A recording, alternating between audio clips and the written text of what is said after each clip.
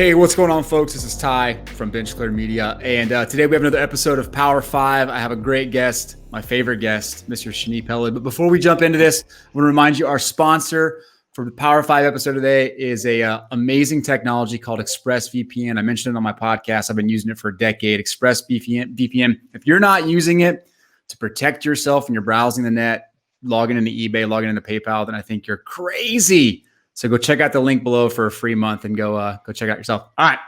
What's up, Shani? How you doing, man? I'm doing well, Ty. How you been?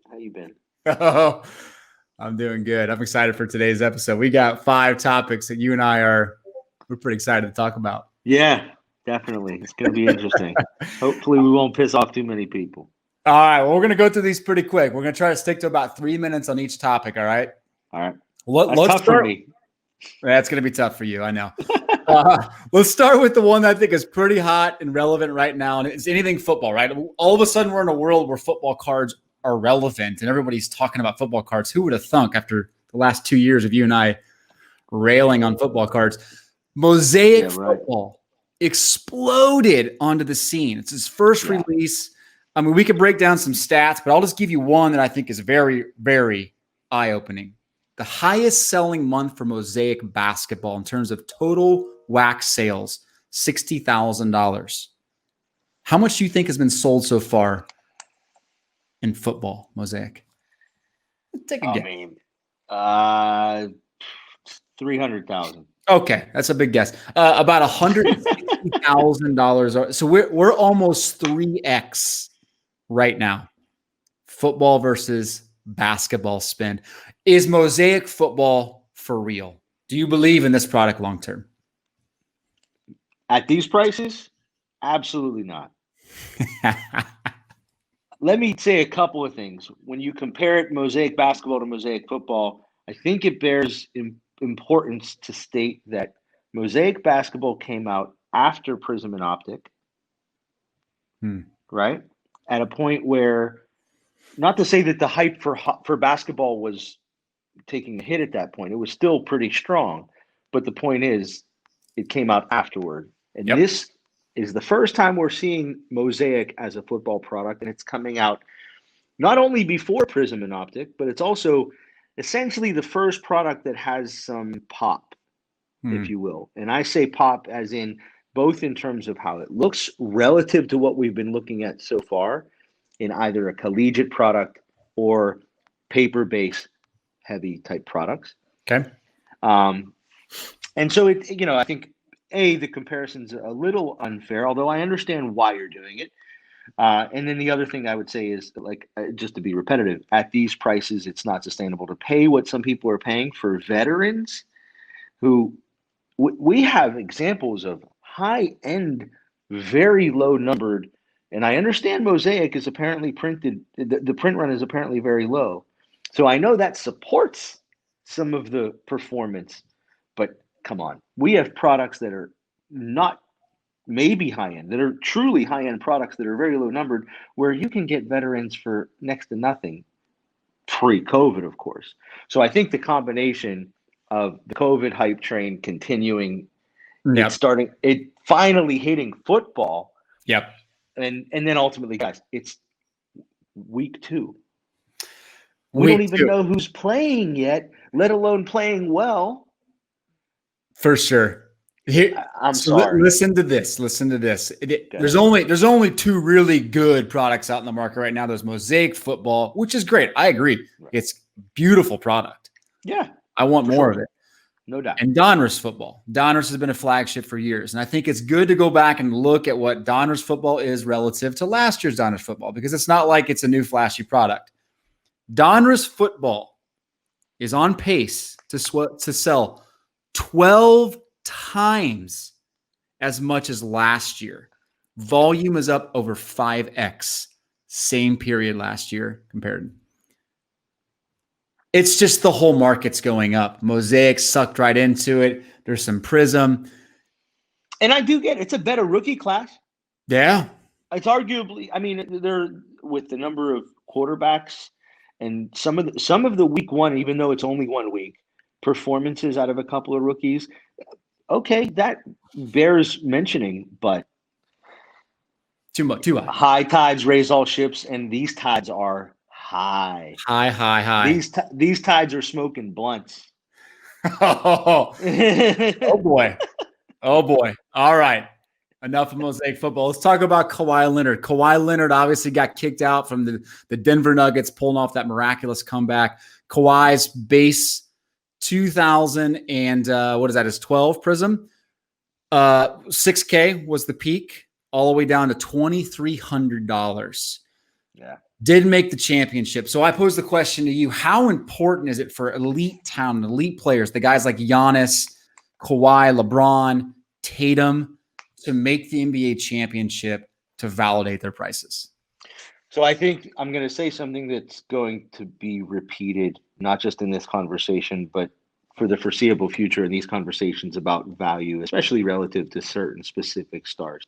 And that is, it really depends. A, it depends on your goal.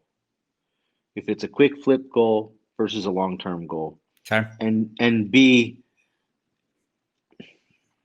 are you saying that his talent has just dropped as significantly as the prices of his cards? Obviously not. So if you, as a buyer, it doesn't even buyer or seller, if you as a hobbyist are paying close attention to this, how do you understand the drop? You understand it because he didn't make it. There's your answer. You answered it yourself ultimately. In the midst of the hype, that performance is going to have an immediate short-term effect. Long-term, it's Kawhi Leonard. He's already proven himself. He's a Hall of Famer if he retires tomorrow. He's not. He's going to continue to play, and he's going to continue to be relevant. Giannis, the same. He just got the MVP. His price has dropped significantly. So performance matters enormously, making it further in the playoffs, and ultimately, yes, to the championship as well. And even ultimately winning the championship is always going to help increase their values. And the flip side is true too. Not doing those things is going to decrease their values short term. So if I'm a buyer, I'm pulling those cards off the market. If I'm a seller, I said that backwards. If I'm a buyer, as long as those cards are out there and I'm seeing the numbers drop, I'm buying. You're going to make your money back in spades as you see the trends go back up when they do. And it's not going to be a 5-year plan. It's a 1 to 2 year plan. But if I'm a seller, championships matter. I'm not saying they don't. I think I completely agree with you. But it ultimately does depend on your goal. If you're a seller, get out of the market for those guys right now. Don't sell now. If you're a buyer, buy them. If someone's willing to sell them at these dropped prices, championships 100% matter. Look, a guy like Giannis, if we know he's going to stay in Milwaukee, I would argue it's not the smartest guy to invest in. Giannis, he's great. 7K all the way down to the $3,500, 50% top. Tatum, we've already seen the Tatum effect from Miami taking the first 2 games. 1,200 for his base Prism rookie, all the way down to 700. I think if you're buying between that 2-week period before the playoffs start and into the playoffs, you better the heck think your guy's going to win a championship or you're going to overpay. That's what I think. I completely agree. Or you better have a plan of flipping quickly. Right. Or knowing that you're buying it close to the bottom because you're looking for value. I completely agree. No doubt. All right. Playoff expansion. They just announced, obviously, they expanded the playoffs for this year and potentially beyond. They're saying that more than likely they're going to try to implement and expand a playoff. How important do you think is it for the hobby that we have an expanded baseball playoffs? Does that increase values? Does that increase more likelihood of more players being kind of watched and known? Is it a big deal? I mean, it goes hand in hand with what you just talked about relative to Kawhi's prices going down, making championships. Absolutely. As teams are highlighted in playoff games, perform in playoff games, you see bigger jumps in their values in those important games than you do in the regular season even. Now, the problem is those jumps are potentially short term. Either A, if that guy's team doesn't advance, or if his performance doesn't stay consistent. Yep. But absolutely, I think I've always, by the way, and for the sport as a whole, I've always wanted expanded playoffs for Agreed. baseball specifically. It's so hard to do well in MLB for a lot of teams, especially a lot of these small market teams. You're a Royals fan, and you've had some great success over the last 5 to 10 years that a lot of smaller markets haven't, Yep. and you know what that feels like. As a Pirates fan, I know what the opposite feels like. Although we did make the playoffs several years ago, and it was a surprise, but the point is, it is completely a good thing for both the hobby and the sport as a whole. Awareness, awareness, awareness. More players need to be known. They need to be watched. Kids need to see them. Out of market teams aren't watched unless they're on the ESPN Game of the Week in baseball. Expanded playoffs, to me, absolutely gives a nice kick in the butt to the baseball card hobby. I love it. No doubt. Yeah, it's great. I love it. Okay. This question comes up a lot. I just wanted to address it with you. You're chasing rookie cards. Hold on there. Let's go here. You're chasing rookie cards. You think about basketball, and I think this could be sport relevant, or obviously a different answer for different sports. Basketball, you have Prism Base, you have Prism Silver. Baseball, you have Topps Flagship. Maybe you have a Bowman Auto. When you're thinking about collecting rookie cards of players, do you think the marketplace gravitates towards graded base or gravitates toward maybe prospect autos or rookie autos? What's your take on that? It's a good question and timely, because if you would have asked this question 6 months to a year ago, I certainly would have said auto. Yeah. But asking that question today, I think it's gravitated towards the base rookie, and especially the graded base rookie. I wonder my next question to this conversation is that because the pricing within this hobby has gone so high that it's priced people out of things like autographs for the guys they want to collect, and from autographs to silvers to base?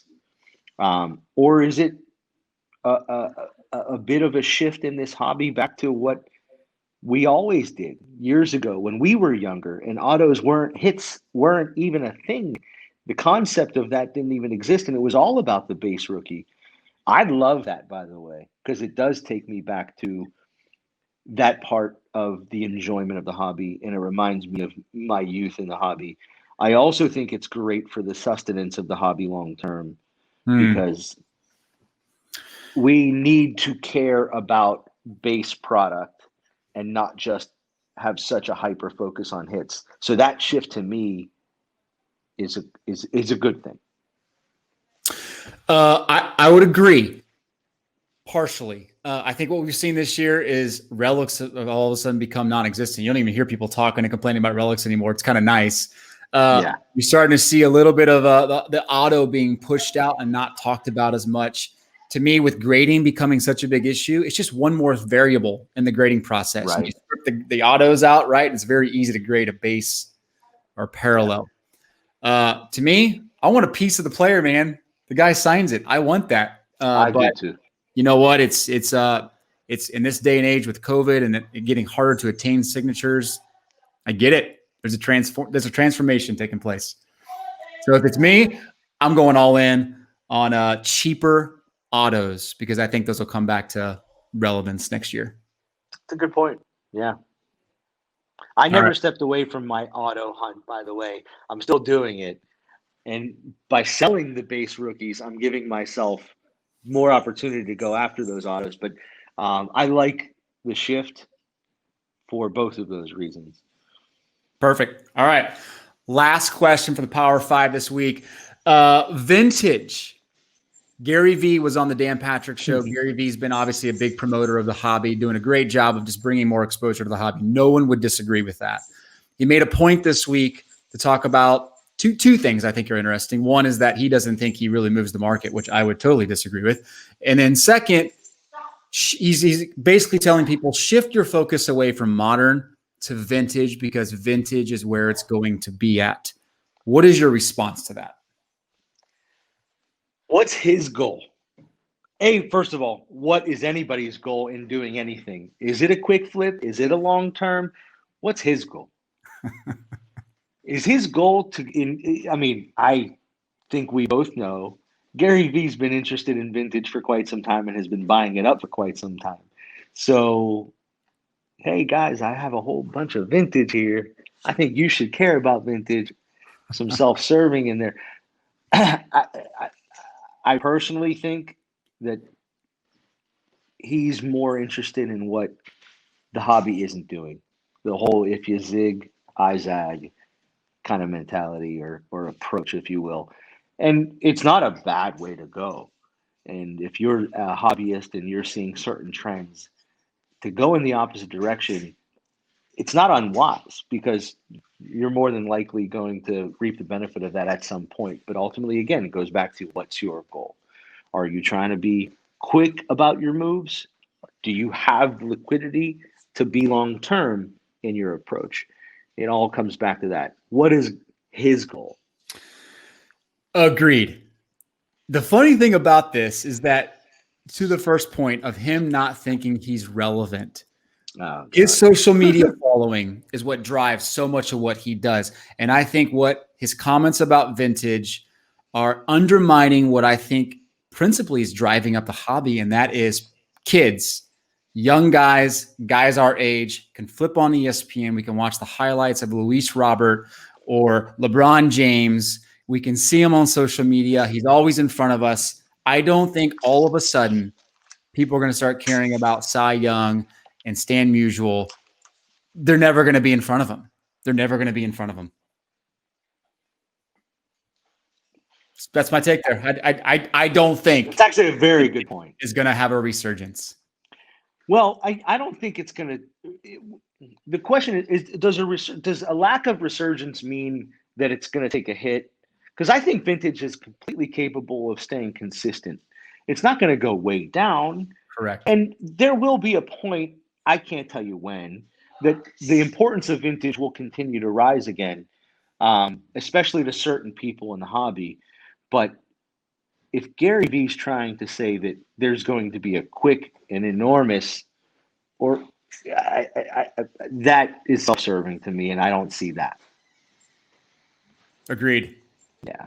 Agreed. It's an interesting conversation, though, and it is. I like the fact that you brought it up because I've just been thinking to myself, we've been talking about all these things with this hobby being on fire for about 6 months plus now, and we haven't talked vintage at all for that long.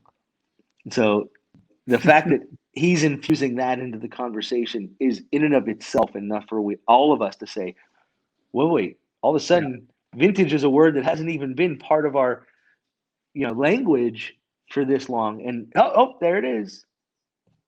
For sure. It's a great point of conversation, one that you and I will probably have more of on our podcast. All right, we'd like to end this with the comment of the week, and it's a perfect transition because I'm going to show, if you're not watching the golden age of cardboard or listening to the golden age of cardboard, it is a vintage-oriented podcast.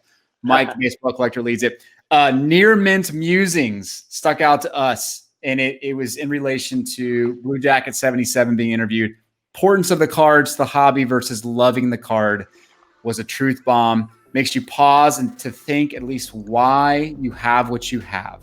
Because you're supposed to own it or because you love to own it. Go listen to that episode. It's great. It's a great comment, a great reminder why we do what we do. Yeah. All right, Shani. Pleasure having you on. Talking to you, man. All right. Always a pleasure. Have a good weekend. See ya.